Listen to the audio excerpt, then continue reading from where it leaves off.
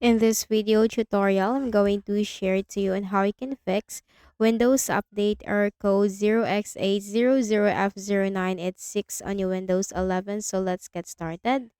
Go to the Windows search bar and simply type CMD. Click Run as administrator on the right pane. Click Yes for the user account control. We are going to reset the Windows Update components. So copy the script which will be posted or copy the commands which will be posted in the description box below. Control C to copy and then Control V and hit enter. And simply wait for the process to be successfully completed.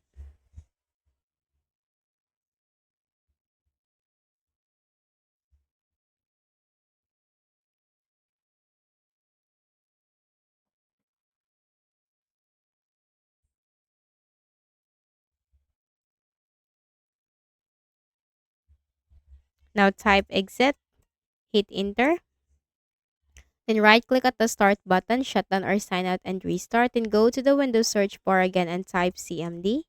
Click run as administrator. Click yes. Then simply type SFC space / scan now and hit enter. The system scan will begin. So simply wait for the process to be 100% completed.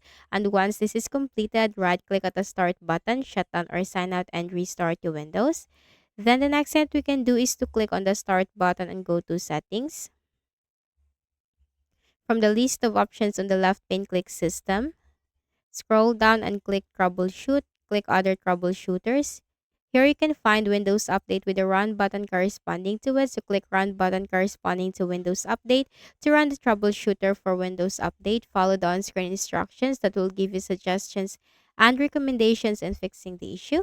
After doing so, do not forget to restart the Windows. So I hope this video helped you. Kindly please do not forget to hit the like button and subscribe to this YouTube channel.